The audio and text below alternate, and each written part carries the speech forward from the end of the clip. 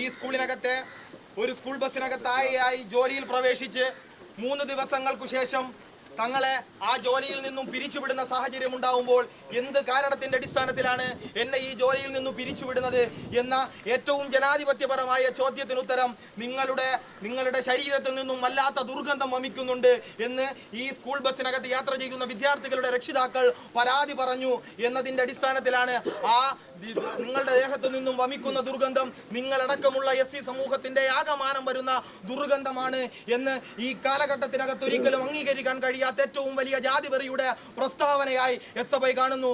അങ്ങനെ ഈ നാടിനകത്തെ സാധാരണക്കാരനായ ഈ നാടിനകത്തെ എല്ലാ വിഭാഗക്കാർക്കും ജീവിക്കാൻ കഴിയുന്ന ജോലി ചെയ്യാൻ കഴിയുന്ന സമൂഹത്തിനകത്ത് ഒരിക്കലും പറഞ്ഞുകൂടാൻ പാടില്ലാത്ത അപരിഷ്കൃതമായ ആ വാക്യം അത് ഏറ്റവും വലിയ ജനാധിപത്യ വിരുദ്ധതയാണ് എന്ന തിരിച്ചറിവിന്റെ അടിസ്ഥാനത്തിലാണ് SFI ഇന്ന് ഈ സ്കൂളിനകത്തേക്ക് ആ ജോലി ചെയ്ത് ജീവിക്കാൻ തീരുമാനിച്ച സ്ത്രീയെ തിരിച്ചെടുക്കണമെന്ന ആവശ്യം ഉന്നയിച്ചുകൊണ്ട് ഞങ്ങളുടെ കുട്ടികൾക്ക് അക്ഷരമില്ലെങ്കിൽ നിങ്ങളുടെ പാടത്തേക്കില്ല എന്ന് പറഞ്ഞ കർഷക തൊഴിലാളികളുടെ നാടാണ് ഈ കേരളം.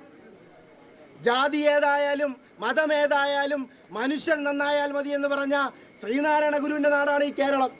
ആ കേരളത്തിനകത്ത് വന്ന് പഞ്ചമിയുടെ സ്വന്തം നാടായ ചരിത്രത്തിനകത്ത് ഏറ്റവും പ്രസിദ്ധമായ നാടായ ഈ ഊരുട്ടമ്പലത്ത് വന്ന് പഞ്ചമിയുടെ നാട്ടിൽ വന്ന് ആ പഞ്ചമിയുടെ 4ാം തലമുറയിൽപ്പെട്ട ഒരു സ്ത്രീയോട് ഈ രീതിയിലുള്ള സമീപനം എടുത്തത് പ്രതിഷേധാർഹമാണ്.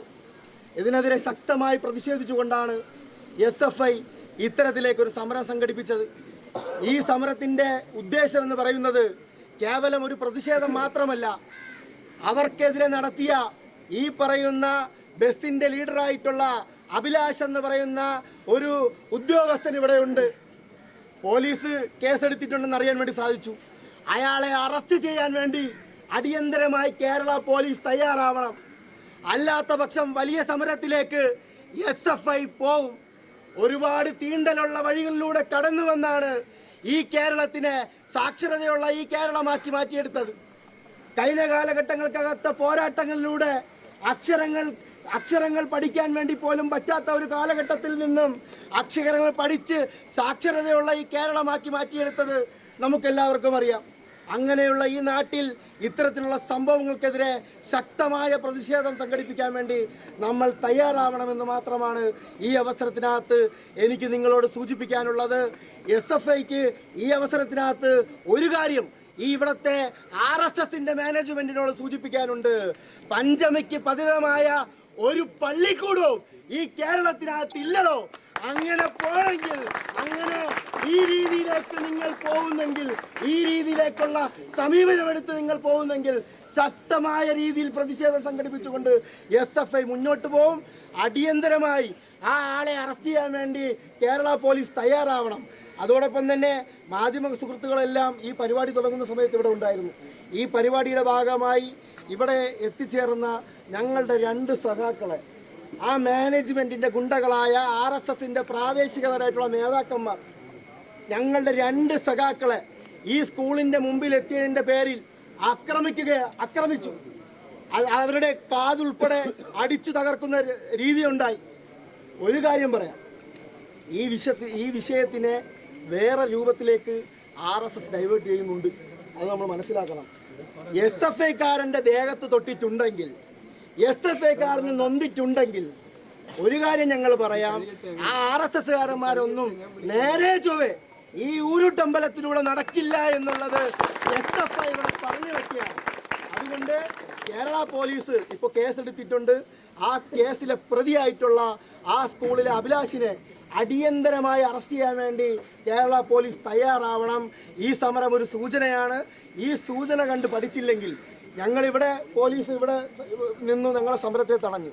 ഇതിനപ്പുറത്തേക്ക് പോകാൻ വേണ്ടി ഞങ്ങൾ തീരുമാനിച്ചിട്ടില്ല. അതുകൊണ്ട് ഈ സമരം ഞങ്ങൾ ഇവിടെ അവസാനിപ്പിക്കുകയാണ്. അല്ലാത്ത പക്ഷം, ഈ അഭിലാഷിനെ അറസ്റ്റ് ചെയ്യാത്ത പക്ഷം വലിയ ശക്തമായ രൂപത്തിലേക്ക് സമരവുമായി SFI മുന്നോട്ട് പോകുമെന്നുള്ളത് മാത്രം സൂചിപ്പിച്ചുകൊണ്ട് സരസ്വതി വിദ്യാലയത്തിനകത്ത് ജാതീയതയുടെ പേരിൽ അയ്യങ്കാളി ചരിത്രപരമായി വിപ്ലവകരമായി കൈപിടിച്ചു നടത്തിയ പഞ്ചമിയുടെ 4ാം തലമുറയിൽപ്പെട്ട സ്ത്രീയെ ജാതിയുടെ പേര് പറഞ്ഞ് ഈ സ്കൂളിനകത്തു നിന്നും പിരിച്ചുവിടുന്ന സാഹചര്യമാണ് നമുക്ക് കാണാൻ വേണ്ടി കഴിഞ്ഞത്. ഈ രാജ്യത്തിനകത്ത് നമ്മൾ വിദ്യാഭ്യാസത്തിനകത്ത് അല്ലെങ്കിൽ വിദ്യാഭ്യാസ മേഖലയ്ക്കകത്ത് ജാതീയതയെയും മതത്തെയും തുടച്ചു നീക്കിയിട്ട് കാലങ്ങളായി എന്നുള്ളതാണ്. ജാതീയതയുടെ വേരറുത്ത മണ്ണാണ് ഉരുട്ടമ്പലം എന്നതാണ് കഴിഞ്ഞ നാളുകളുടെ ചരിത്രമെടുത്ത് പരിശോധിക്കുമ്പോൾ നമുക്ക് മനസ്സിലാക്കാൻ വേണ്ടി കഴിയുന്നത്. സഭ തെരഞ്ഞെടുപ്പ് വന്നതിന് ശേഷം SFIക്കാരെ തെരഞ്ഞെടുപ്പിച്ച് ആക്രമിക്കുന്നതിന് വേണ്ടി ഈ കാട്ടാക്കടയിലെ RSSകാർക്ക് കുറച്ച് ഉശിര് കൂടുതലാണ്. ആ കാട്ടാക്കടയിലെ RSSകാരോട് കാട്ടാക്കടയിലെ SFIക്ക് പറയാനുള്ളത്, SFIക്കാരെ തൊട്ടിട്ടുണ്ടെങ്കിൽ നിന്റെയൊക്കെ വീട്ടിൽ കയറി ചെയ്യാൻ ചങ്കുറപ്പുള്ള സംഘടനയാണ് കാട്ടാക്കടയിലെ SFI എന്ന് നിങ്ങൾ ഓർത്താൽ നല്ലത്. കിടക്കുകയാണ്.